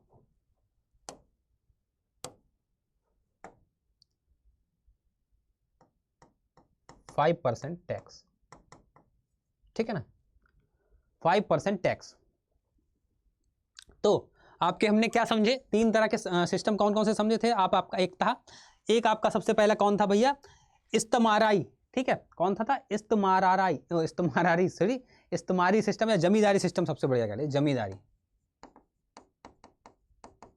जमींदारी सिस्टम था। जमींदारी सिस्टम में क्या था भाई, किसान को ब्रिटिश को टैक्स देना पड़ता था, रेंट देना पड़ता था, रेवेन्यू देना पड़ता था, जो भी आप कहें, कितना 1/3 जो है रेवेन्यू देना पड़ता था। और बीच में क्या होता था, एक आपका जमींदार होता था, वो जमींदार जो है आपसे टैक्स लेता था और वो जमींदार टैक्स लेता था और आपको ब्रिटिश को टैक्स दे देता था। जैसे आपसे जो भी टैक्स लिया उसके अगर 11 भाग करेगा तो 10 भाग ब्रिटिश को दे देता था और 11वां भाग वो अपने पास रखता था, वो इसका कमीशन टाइप का हो जाता था। ठीक है, आपका जमींदारी सिस्टम था। ठीक है, फिर जमींदारी सिस्टम खत्म, फिर एक रायतवाड़ी सिस्टम था। रायतवाड़ी सिस्टम जो था, और बात करें जमींदारी सिस्टम जो था कि कौन लेके आया था, ये आपका लॉर्ड कॉर्नवालिस थे और इसका सन कितना था, 1793 था। फिर रायतवाड़ी सिस्टम अलेक्जेंडर रीड और आपके थॉमस मुनरो के द्वारा आया था। ठीक है, और ये कहां पर हुआ था, बॉम्बे, मद्रास, असम और म्यांमार के एरिया में हुआ था। ठीक है ना, इसमें क्या था, रायतवाड़ी सिस्टम में क्या था, रायतवाड़ी सिस्टम में बेटा किसान जो था डायरेक्ट ब्रिटिश को क्या देता था, रेंट या कर देता था। इसमें मीडिएटर का काम नहीं था, जमींदार का काम खत्म हो गया था। बंजर भूमि के लिए 50% और उपजाऊ भूमि के लिए 60% का कर यहां पर होता था। फिर हमने कौन सा पढ़ा, फिर हमने आपका मालवाड़ी सिस्टम पढ़ा। मालवाड़ी सिस्टम 1833 में आया था। ठीक है, आपका फ्रांसिस हेस्टिंग के द्वारा आया था, आगरा अवध के एरिया में। बाद में धीरे धीरे कहां फैल गया, धीरे धीरे कहां फैल गया, ये धीरे धीरे फैला है ये आपका एमपी में और पंजाब में 5% टैक्स था। और विलेज में, हर विलेज में क्या रिप्रेजेंटेटिव होता था जिसको लंबतदार कहते थे। लंबतदार का काम क्या होता था, किसान से टैक्स कलेक्ट करके और टैक्स जो है ब्रिटिश को दे देना, ये लंबतदार का काम होता था। ठीक है ना, इतनी बातें आपको इसमें पता होनी चाहिए। चलो भाई नेक्स्ट, परमानेंट सेटलमेंट, सदा के लिए भुगतान। परमानेंट सेटलमेंट भाई, सदा के लिए भुगतान, परमानेंट सेटलमेंट, सदा के लिए भुगतान। ठीक है, इसमें क्या था भाई, इस्तेमारी settlement is known as zamindari settlement और परमानेंट सेटलमेंट। भाई इस्तेमारी को सेटलमेंट को क्या कहा जाता था, जमींदारी या परमानेंट सेटलमेंट के नाम से जाना जाता था। इतनी बात क्लियर है। ठीक है, this arrangement was implemented by Charles Cornwallis in 1793। तो मैंने आपको अभी बताया, वही पॉइंट्स यहाँ पर लिखे। ठीक है, 1793 में इंप्लीमेंट किया गया था। At this time Bengal include the present day area Bihar, Bengal, Odisha. In this area the system of industrial settlement was implement. कहाँ कहाँ हुआ था भाई, मैंने आपको बताया बिहार, बंगाल, ओडिशा इस एरिया में यह हुआ था। ठीक है, landlords were appointed under this system. Landlord क्या थे, इस सिस्टम के अंतर्गत क्या हुए, अपॉइंट की या नियुक्ति उनकी की जाती थी। ठीक है, all those people who were powerful before the British rule, जैसे nawabs, old king, money lender etcetera, were made landlord by the British. यानी कि जो पुराने लोग थे, जो ब्रिटिश शासन से पहले क्या थे, शक्तिशाली थे, जैसे नवाब हो गए, पुराने राजा हो गए, साहूकार हो गए, उन सबको क्या किया गया, जमींदार के रूप में नियुक्त किया गया। ठीक है, ब्रिटिश के द्वारा नियुक्त किया गया। फिर क्या हुआ, each landlord was given some village from where he could collect the, यानी कि हर एक लैंडलॉर्ड को क्या दिए जाते थे, कुछ गांव दिए जाते थे जहां से वो क्या करेगा, टैक्स को वसूल लेगा, टैक्स को भुगतान करेगा। A certain amount of tax was taken from every landlord by the east India company, यानी कि प्रत्येक जमींदार कुछ गांव दिए जाते थे जहां से वो कर वसूलता था। ईस्ट इंडिया कंपनी के द्वारा प्रत्येक जमींदार से एक निश्चित राशि का कर लिया जाता था, यानी कि हर जमींदार से कि ईस्ट इंडिया कंपनी के द्वारा क्या लिया जाता था, कहा गया, ईस्ट इंडिया कंपनी के द्वारा एक निश्चित कर लिया जाता था हर एक जमींदार से, निश्चित टैक्स या कर हर एक जमींदार से लिया जाता था। The landlords could collect any tax they wanted from the farmer, यानी कि जो लैंडलॉर्ड था, जो जमींदार था, किसान से अपनी इच्छा के अनुसार कोई भी टैक्स ले सकता था। भाई ये देखो, किसान से इच्छा के अनुसार क्या ले सकता था, कोई भी टैक्स ले सकता था, कोई भी टैक्स इच्छानुसार। This arrangement was called permanent settlement because this is the landlord had to pay a fixed amount to the East India Company। यानी कि क्या हुआ, इस व्यवस्था को स्थायी बंदोबस्त इसलिए कहा गया क्योंकि जमींदार को ईस्ट इंडिया कंपनी को एक निश्चित राशि देनी पड़ती थी। क्या देनी पड़ती थी, निश्चित राशि या फिक्स्ड कॉस्ट देनी पड़ती थी जमींदार को, ठीक है, किसान द्वारा। It was called the zamindari system because landlord were important in this system. यानी कि जमींदारी सिस्टम क्यों कहा गया, क्योंकि जमींदार जो थे वो क्या थे, महत्वपूर्ण थे। जमींदार जो थे वो क्या थे, इंपॉर्टेंट थे, इसीलिए वहां को जमींदारी सिस्टम इसको कहा गया। ठीक है ना, ये पॉइंट्स थे। नेक्स्ट, रायत वाली सिस्टम, ये तो पढ़ चुके हैं। रायत वाली सिस्टम क्या हुआ, in this system was implemented by Thomas Munro के द्वारा इंप्लीमेंट किया 1820 में। This arrangement was implemented in the Deccan region of India, India के दक्कन रीजन में किया गया। In this system the farmer himself used to go a deposit in tax. ठीक है, दिस यानी कि फार्मर क्या जाता सकता, डायरेक्ट जा सकता था ब्रिटिश के पास, डायरेक्ट टू ब्रिटिश। ठीक है, कोई मीडिएटर नहीं था, नो।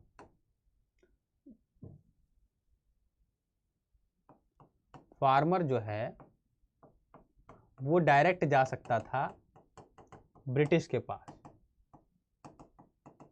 ठीक है, कोई मीडिएटर नहीं था,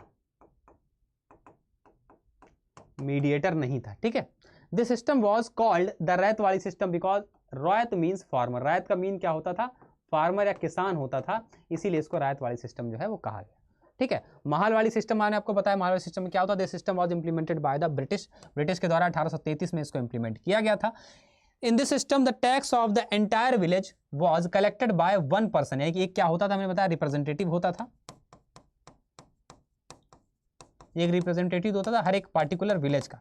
ठीक है, हर एक विलेज का होता डिपॉजिट, जो क्या करता था, किसान से टैक्स लेता था और टैक्स जाके क्या करता था, ब्रिटिश को दे देता था। It was implemented in the north west region, ये नॉर्थ वेस्ट रीजन में इंप्लीमेंट किया गया था। This system was called Malwadi because Mahal means, महल का मीन क्या था, गांव। महल का मतलब ही क्या था, महल का मतलब था गांव। ठीक है, इसीलिए इसको मारवाड़ी सिस्टम कहा गया क्योंकि हर एक गांव का एक रिप्रेजेंटेटिव होता था। Next, land reform in independent India. India जो आपके स्वतंत्र भारत में क्या हुए, लैंड रिफॉर्म हुए, उसके बारे में बात हो रही। स्वतंत्र भारत में भूमि सुधार जो हुए। ठीक है, स्वतंत्र भारत में भूमि सुधार, है ना। End of zamindari system, zamindari system का क्या हुआ भाई, अंत हुआ। End of zamindari system under the land reform, land reform के दायरे में क्या हुआ, the zamindari system was abolished, zamindari system का क्या हुआ, अंत हुआ। Which reduce the exploitation of the farmer and increase the productivity of agriculture. यानी कि जमींदारी सिस्टम का क्या हुआ, अंत हुआ, जिससे फार्मर का, किसानों का जो शोषण था वो कम हुआ और कृषि की प्रोडक्टिविटी जो थी बढ़ी। यानी कि भूमि सुधारों से क्या हुआ, जमींदारी प्रथा को समाप्त किया गया, जिससे किसानों का शोषण कम हुआ और एग्रीकल्चर की उत्पादकता में या प्रोडक्टिविटी में क्या हुई, वृद्धि हुई। क्या क्या चीजें हुई भाई, किसान का शोषण कम हुआ, किसान का जो शोषण था वो क्या हुआ, कम हुआ, और कृषि उपज में क्या हुई, उत्पादकता में क्या हुई, उत्पादकता में ग्रोथ हुई। ठीक है ना, दो चीजें आपको ध्यान रखनी। फिर construction of dam for irrigation, irrigation के लिए डैम का निर्माण हुआ। Large dam were build to improve the irrigation system and canal were also build in agriculture. यानी क्या हुआ, सिंचाई की व्यवस्था के लिए बेहतर बड़े बांध बनाए गए और सिंचाई के लिए नहरें भी बनाई गई। ठीक है, क्या बड़े बांध और नहरें बनाई गई, बड़े बांध और नहरें बनाई गई, किस लिए, सिंचाई के लिए, सिंचाई हेतु। ठीक है, 2 पॉइंट। फिर efforts to reduce dependence on rainfall, यानी कि वर्षा आधारित जो खेती थी उसको रिड्यूस करना था, वर्षा पर निर्भरता को क्या करना था, कम करना था, वर्षा निर्भरता को कम करना था, निर्भरता कम करनी थी, ठीक है। The irrigation system was improved to reduce the dependence of agriculture on rainfall so that the farmer could irrigate the crop according to their needs, यानी कि क्या करना था, कृषि की जो वर्षा पर, यानी कि जब पहले क्या थी भाई, वर्षा पर आधारित कृषि थी। किसान सोचता था जब बारिश होगी तब सिंचाई मिलेगी तब हम अच्छा प्रोडक्शन ले पाएंगे, तो बारिश पर सब कुछ डिपेंड था, ठीक है। आपने लगान मूवी देखी होगी, देखा होगा, उसमें बारिश के लिए कितना परेशान होते हैं। जो बारिश होती है, जो गाना भी आता है, ठीक, गगन गगन गगन गगन गगन गगन करके कोई गाना है, ठीक है, गाना ना गाना ना गाना गाना मन बरसाए बदरवा, ऐसा करके गाना है ना। तो बारिश होती कितना खुश हो जाते हैं, देखो।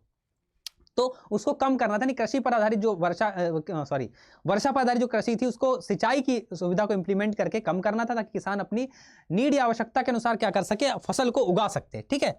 एफर्ट टू इंक्रीज प्रोडक्टिविटी, और प्रोडक्टिविटी यानी उत्पादकता को भी इंक्रीज करना था, ठीक है ना। उत्पादकता को इंक्रीज करने के लिए, कृषि में उत्पादकता बढ़ाने के लिए क्या किया, अच्छी गुणवत्ता वाले बीज उर्वरक उपलब्ध कराएगा जिससे किसानों को उपज में वृद्धि हो, ठीक है। क्या हुआ भाई, गुड क्वालिटी सीड, अच्छी गुणवत्ता वाले बीज, अच्छी गुणवत्ता वाले बीज और उर्वरक, बीज और उर्वरक क्या हुए, उपलब्ध करवाए जा सके, जिससे किसान क्या कर सके, अपनी उपज में वृद्धि कर सके। भाई अच्छी क्वालिटी का सीड डालोगे, अच्छी क्वालिटी का फर्टिलाइजर डालोगे तो आपकी उपज में क्या होगी, वृद्धि होगी, जाहिर सी बात है। तो इस पे भी क्या दिया गया, जोर दिया गया। नेक्स्ट, फ्रेगमेंटेड होल्डिंग वर लिमिटेड, यानी कि खंडित जोत जो थे उनको समाप्त किया गया,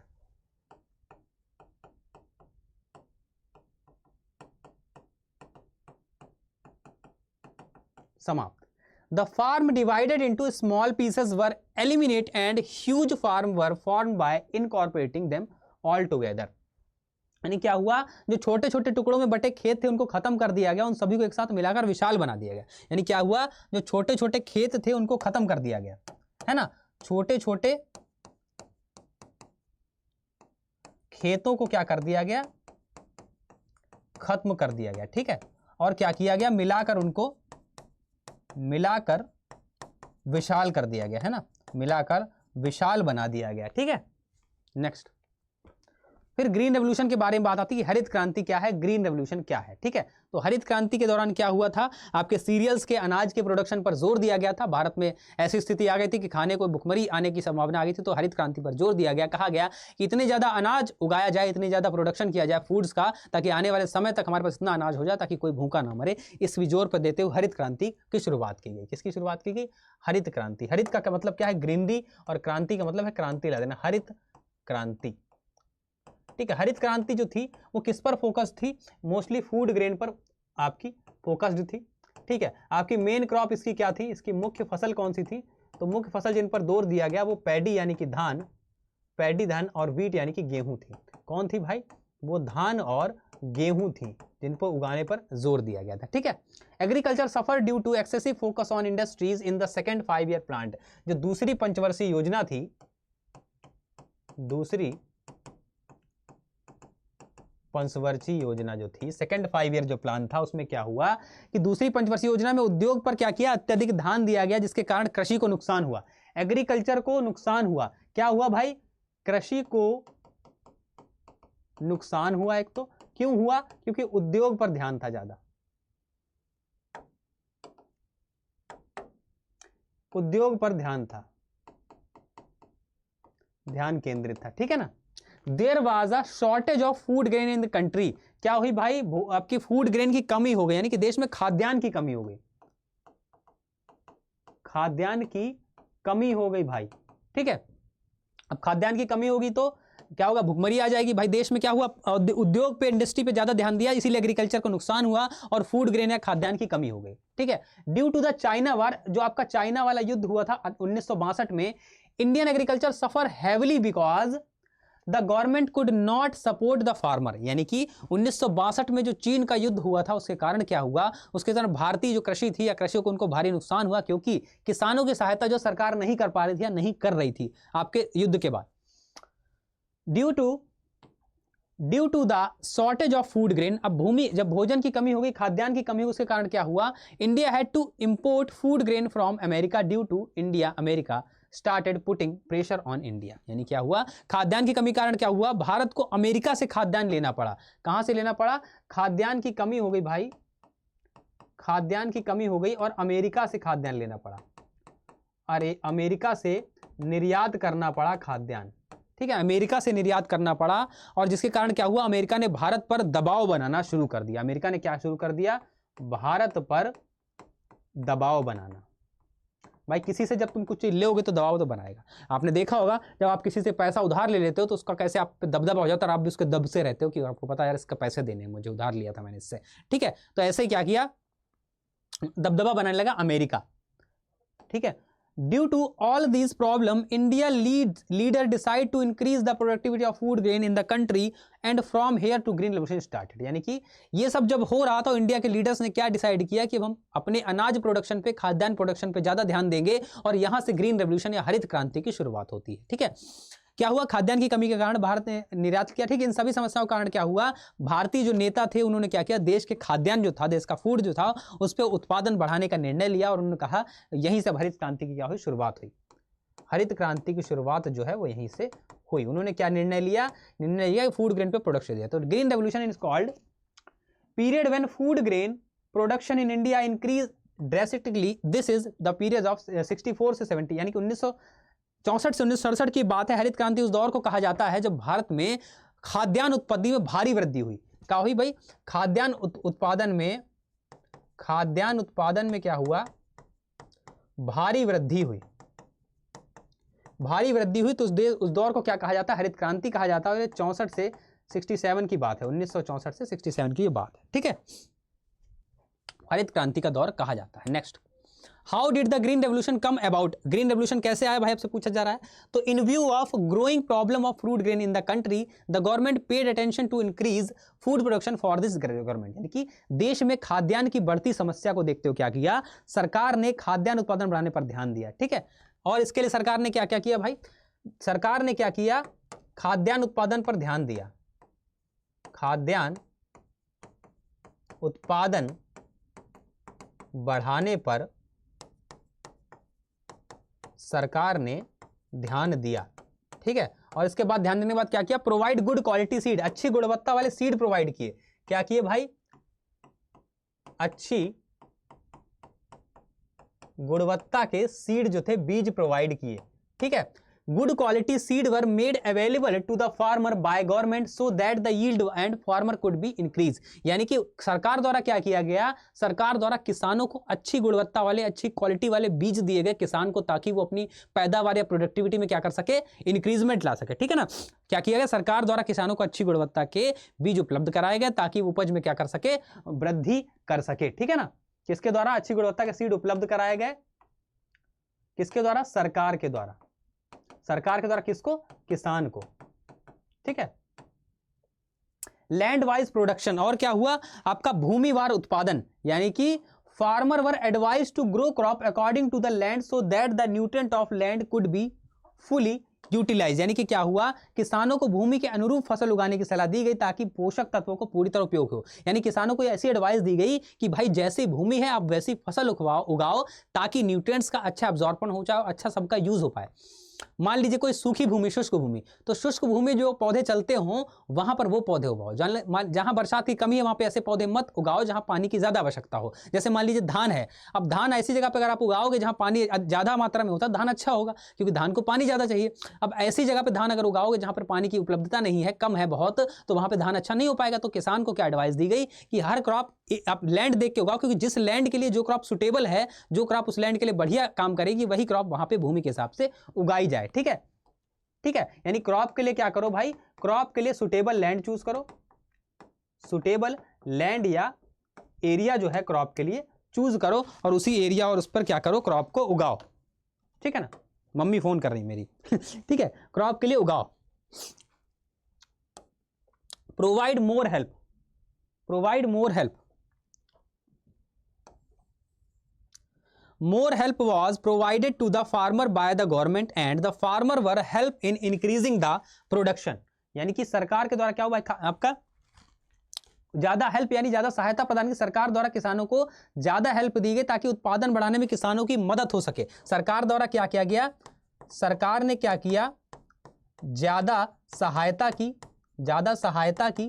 किसकी ज्यादा सहायता की, किसान की, ठीक है, किसान की क्यों की, ताकि उपज जो है, उपज में वृद्धि हो सके इसलिए की, ठीक है ना, उपज में वृद्धि हो सके इसलिए की। Next, positive effect of green revolution result, यानी कि ग्रीन रेवोल्यूशन का जो पॉजिटिव इफेक्ट था, सकारात्मक प्रभाव था, वो क्या हुआ, ठीक है भाई। सबसे पहले क्या हुआ, खाद्यान्न उत्पादन में वृद्धि हुई, इंक्रीज इन फूड प्रोडक्शन,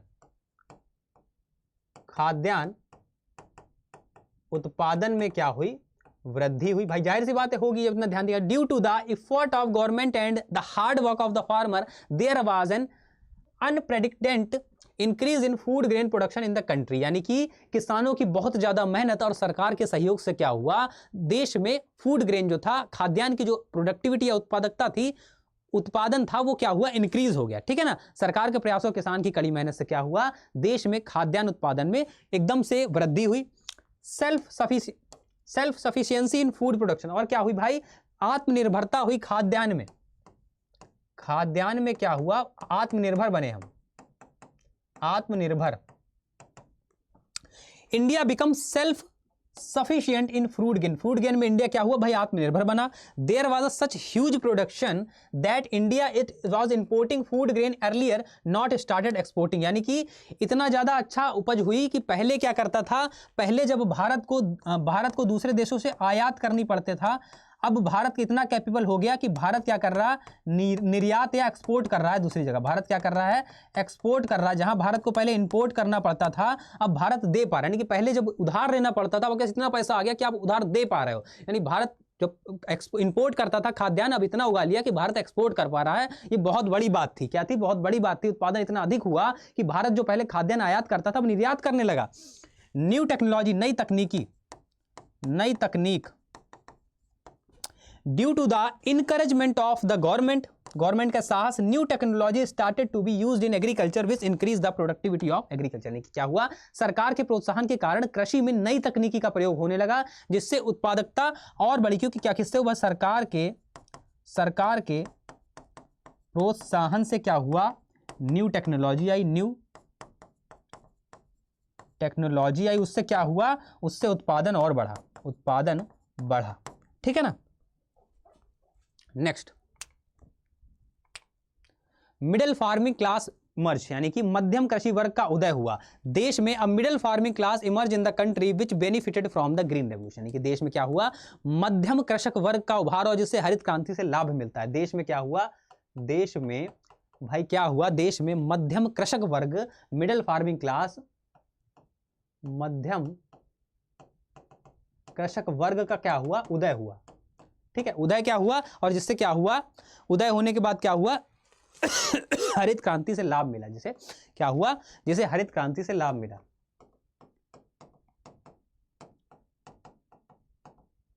हरित क्रांति से, ठीक है। कॉमर्शियलाइजेशन इन एग्रीकल्चर में क्या हुआ, व्यावसायीकरण,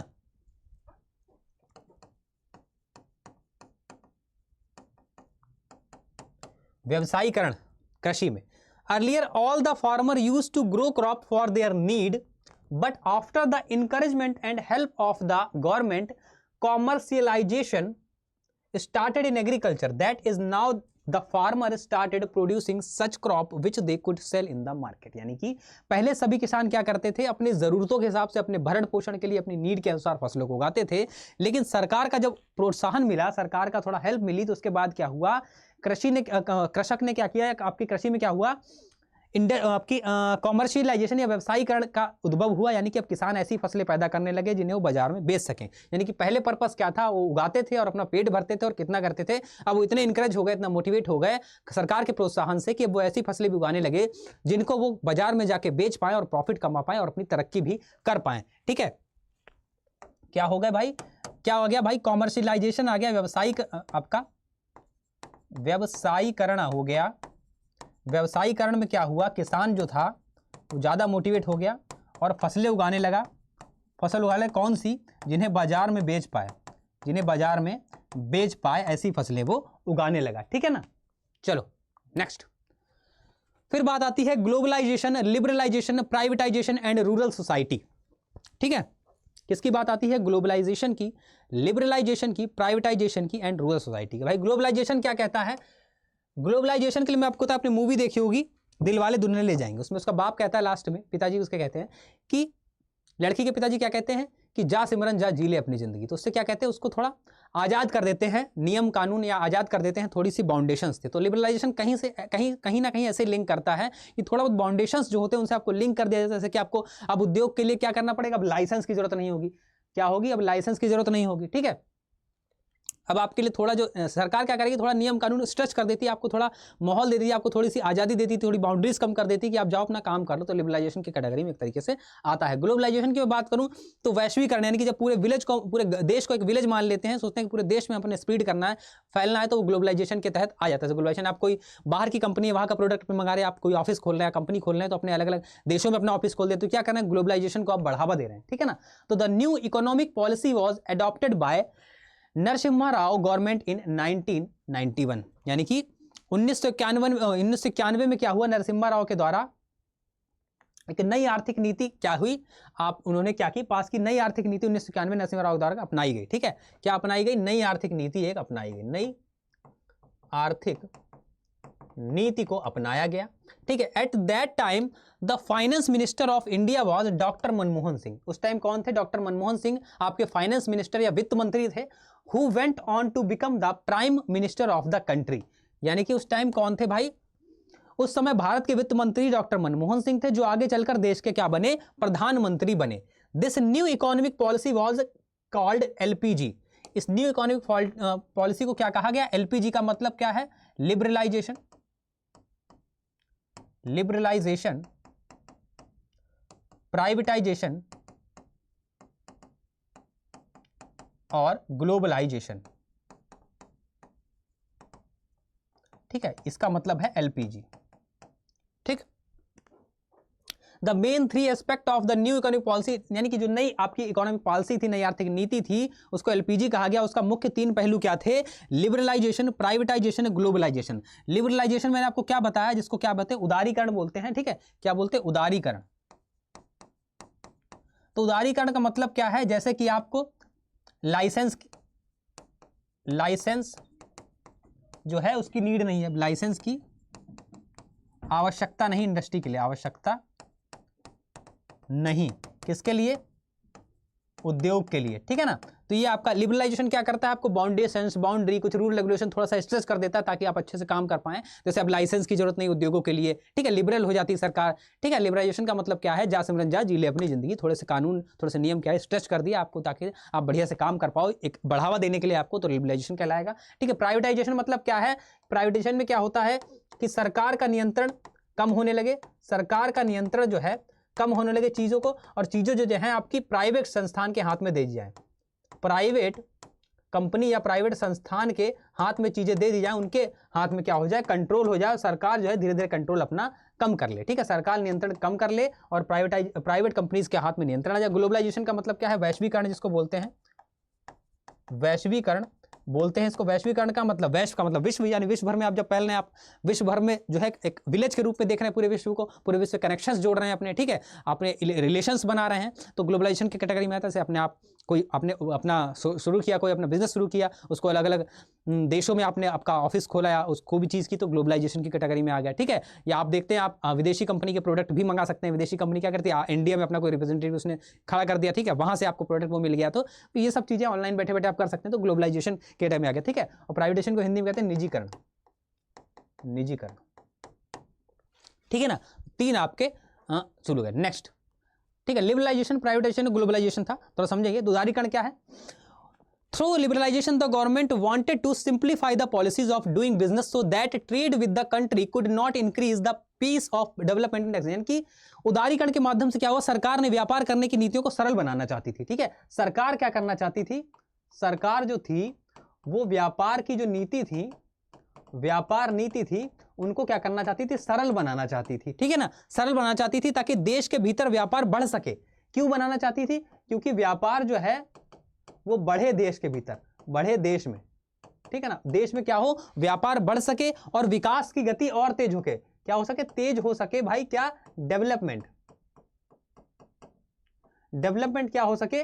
तेजी से रन हो सके, ठीक है, इसलिए लिबरलाइजेशन की पॉलिसी आई थी। समझ गया ना? देश क्या करना, सरकार क्या करना चाहती थी, व्यापार की नीतियों को थोड़ा सरल बनाना चाहती थी ताकि लोग ज्यादा, अभी क्या है, आपको कोई बिजनेस करना है, आपको तरह के रूल रेगुलेशन नियम कानून आ जाए तो आप कहोगे छोड़ो यार इसको नहीं करना, वहीं आपको नियम कानून कम हो जाए तो आपको लगेगा आसान है स्टार्ट करना, तो स्टार्ट कर दोगे, तो लाइसेंस आपको नहीं जरूरत थी, ऐसे नियम आ गए, ठीक है। तो लिबरलाइजेशन में क्या हो, सरकार ने कहा थोड़ी नीतियां सरल बना दो ताकि लोग ज्यादा बिजनेस कर पाएं और ज्यादा हमारे देश की डेवलपमेंट हो, तरक्की हो, ठीक है, लिबरलाइजेशन। प्राइवेटाइजेशन क्या था, ठीक है, प्राइवेटाइजेशन ये तो उदारीकरण हो गया आपका, ठीक है। निजीकरण क्या था भाई, छोटी की मात्रा लगेगी इसमें, निजीकरण है नहीं, ठीक है, निजीकरण। निजीकरण क्या था, प्राइवेटाइजेशन क्या था भाई, निजीकरण का अर्थ है सरकारी कंपनी क्या करेंगे, धीरे धीरे निजी हाथों में सौंपा जाएगा सरकारी कंपनियों को, ठीक है, धीरे धीरे निजी हाथों में सौंपा जाएगा ताकि उनकी जो उत्पादकता और दक्षता बढ़ाई जा सके, ठीक है। तो privatisation mean the gradually handing over government companies, यानी कि सरकारी कंपनीज को क्या करेंगे, प्राइवेट हैंड में बांटा जाएगा। सरकारी जो कंपनी है, सरकारी कंपनी को किसके हाथ में दिया जाएगा, प्राइवेट हाथों में, प्राइवेट हाथ में दिया जाएगा, ठीक है, ताकि क्या हो सके भाई, उत्पादकता और दक्षता बढ़ाई जा सके, यानी कि क्या बढ़ाई जा सके, कैपेसिटी और प्रोडक्टिविटी है, एफिशिएंसी, उत्पादकता और दक्षता जो दोनों है वो बढ़ाई जा सके, ठीक है, इसलिए होगा बढ़ाई जा सके, ठीक है ना। आगे क्या था, ग्लोबलाइजेशन, वैश्वीकरण जिसको बोलते हैं, क्या बोलते हैं, वैश्वीकरण, ठीक है। तो वैश्वीकरण के माध्यम से क्या, सरकार ने भारतीय अर्थव्यवस्था को विश्व अर्थव्यवस्था से जोड़ने का प्रयास किया, ठीक है। सरकार ने क्या किया भाई, भारतीय अर्थव्यवस्था को, भारतीय जो अर्थव्यवस्था थी उसको विश्व अर्थव्यवस्था से जोड़ने का प्रयास किया, विश्व अर्थव्यवस्था से जोड़ने का प्रयास किया, जिससे देश की वस्तुओं और सेवाओं का क्या हुआ, प्रभाव बढ़ सके और विकास की गति तेज हो, जिससे क्या हो, देश की वस्तु और सेवा का फ्लो या प्रभाव बढ़ सके, प्रभाव बढ़े, ठीक है, बढ़े, सॉरी, प्रवाह बढ़े, ठीक है, और क्या हो, और विकास भी बढ़े, इसी के माध्यम से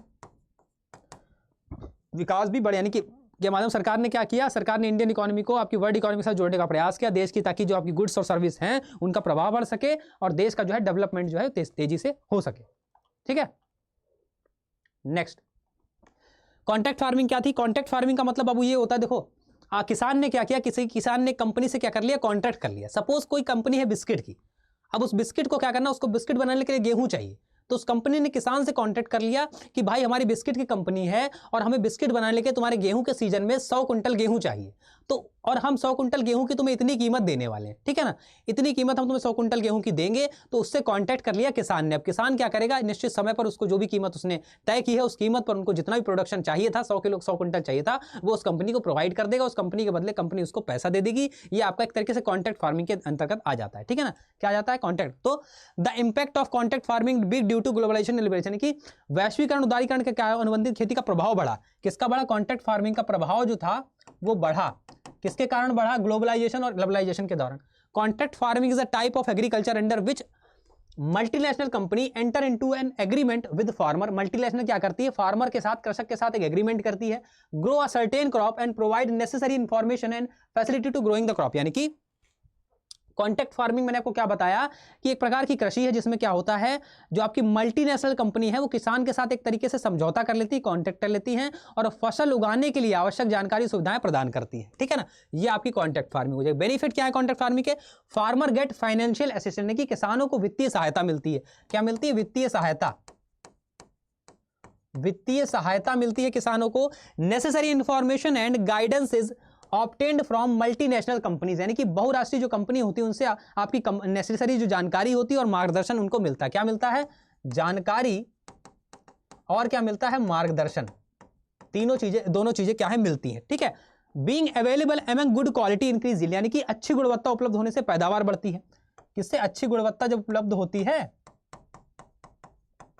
तो उससे क्या बढ़ती है, उत्पादन बढ़ता है, पैदावार बढ़ती है, ठीक है। The price of the crop is determined in advance, और जो फसल का प्राइस होता है पहले से ही निर्धारित किया जाता है ताकि प्राइस इंक्रीज और decrease in market dose effect, यानी कि पहले से ही प्राइस क्या होता है, जो प्राइस होता है, जो मूल्य होता है बाबू, मूल्य जो है वो पहले से निर्धारित होता है, पहले से निर्धारित होता है ताकि जो घटने बढ़ने में क्या हो, घटने बढ़ने में फर्क ना पड़े किसान को, ठीक है ना। पहले से मूल्य निर्धारित होता ताकि आपकी वृद्धि या कमी हो तो किसान पर कोई फर्क ना पड़े, ठीक है ना, कोई फर्क ना पड़े बाबू, ठीक है। Next, short coming of contract farming, यानी कि अनुबंधित खेती की जो आपके लाभ हो गए, ठीक है। अब कमियां की बात कर लेते हैं। Farmer become depend on multinational company, farmer क्या हो जाता है, कंपनी पर निर्भर होता है, फिर कंपनी पर निर्भर होता है फार्मर, ठीक है। किसान बहुत जो कंपनी होती है उन पर निर्भर हो जाता है।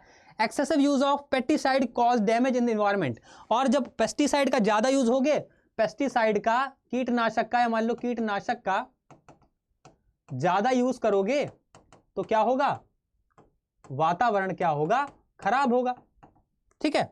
Agricultural concessions are reduce by the government due to which farmer suffer loss, यानी कि सरकार के द्वारा किसान कृषि जो आपकी रियायतें कम कर दी जाती हैं जिससे किसान को नुकसान हो जाता है। क्या होता है, कृषि रियायत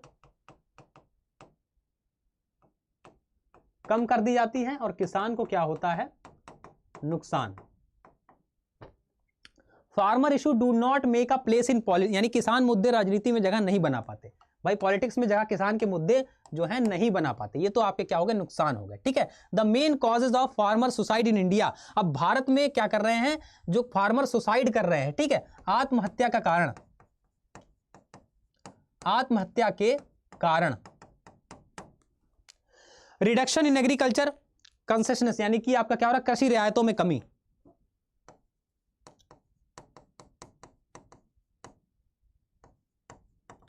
कृषि रियायत में कमी। Marginal farmer do not have enough land, यानी कि मार्जिनल जो फार्मर होते हैं उनके पास पर्याप्त भूमि नहीं होती, इनफ लैंड नहीं होती मार्जिनल फार्मर के पास। The problem of excessive dip, यानी कि अत्यधिक ऋण की समस्या, ऋण की समस्या, पैसे की समस्या। Not getting the right price of crop, फसलों का सही मूल्य नहीं मिलता, सही मूल्य जो है नहीं मिलता। Loss of crop due to natural calamities, यानी कि अब किसान जो फसलों का सही दाम नहीं मिलता, और क्या हो जाता है भाई, प्राकृतिक आपदाओं से क्या होता है, फसल नष्ट भी हो जाती है, ठीक है। तो यार किसान जो है, किसान जो है अन्नदाता कहा जाता है हमारा, वो आपका क्यों सुसाइड करने पर आ जाता है, क्या ऐसी नौबत आ जाती है कि उसकी सुनने वाला कोई नहीं होता, जानकारी की कमी होती है, ज्यादा आवाज नहीं उठा पाता बेचारा, ठीक है। सही मूल्य नहीं मिलता फसलों का, कभी कभी बारिश ओला से फसलें खराब हो जाती हैं, प्राकृतिक आपदाओं से उनको इतना नुकसान हो जाता है, उनकी साल भर की मेहनत चली जाती है, पूरे साल कोई व्यक्ति अगर काम करता है खेत में, उसकी मेहनत चली जाए तो कितना बुरा लगेगा, ठीक है। तो उसको सही सुनने वाला नहीं, उसको मूल्य सही नहीं मिलता, पूरी मेहनत का उसको पैसा नहीं मिलता, ठीक है, उसको परिवार में दिक्कत आती, तो यही कारण हो जाते हैं, वो आप सुसाइड अटेम्प्ट कर लेता है, ठीक है ना। तो बाबू ये था चैप्टर्स, हमने पूरा चैप्टर कंप्लीट तरीके से समझा, आई होप आपको समझ में आया होगा, बढ़िया लगा होगा। अगर अच्छा लगा है तो वीडियो को लाइक कर देना, शेयर कर देना अपने दोस्तों के साथ जो सोशियोलॉजी पढ़ना चाहते हैं, और प्यारा प्यारा कमेंट करके जरूर चले देना, तुम्हें तो पता ही मुझे कमेंट किसने पसंद है। तो कोई समस्या कोई परेशानी हो, अभी तो ग्रुप में नहीं ऐड होगा तो इस दी गई मेल आईडी पर मुझे क्या कर दोगे, मेल कर दोगे, अगर नए हो तो भी मुझे मेल कर दोगे ताकि मैं आपको ग्रुप में ऐड कर सकूं, ठीक है ना। तो सोशियोलॉजी ग्रुप पे जो नहीं ऐड है वो मुझे मेल कर देंगे ताकि मैं उनको कर सकूं। और यदि कोई भी आप बैच परचेज कर रहे हैं, सीयूईटी का, चाहे आप बोर्ड्स का बैच परचेज कर रहे हैं, ठीक है, या फिर सीयूईटी का बैच परचेज कर रहे हैं, या फिर बोर्ड्स का बैच परचेज कर रहे हैं, ठीक है ना, कोई भी आप बैच अगर परचेज कर रहे हैं तो आप ये कोड लगा लेंगे PR लाइव, जिससे उस बैच में आपको मैक्सिमम डिस्काउंट मिल जाएगा। एक लौता कोड आप याद रखना है, PR लाइव आपको मैक्सिमम डिस्काउंट कोड में दिला देगा। कोई समस्या, क्वेरी के सजेशन के लिए मुझे मेल कर सकते हैं, जो बच्चे नए मुझे मेल कर सकते हैं। क्लास की PDF कहाँ मिलेगी, अड्डा 24/7 के एप्लीकेशन पे कम्युनिटी सेक्शन में जाएंगे, वहाँ एग्रीकल्चर बाय परीक्षित सर के नाम से कम्युनिटी होगी, उस कम्युनिटी को मुझे फॉलो कर लीजिए, वहां मैं क्लास की PDF अपलोड कर देता हूं, ठीक है। तो आई होप आपको मजा आया होगा, मजा आया तो प्यार कमेंट करके जाना, लाइक कर देना, शेयर कर देना, और मिलते हैं आपसे नेक्स्ट वीडियो में। तब तक अपना ख्याल रखो, बाय बाय, टेक केयर, जय हिंद।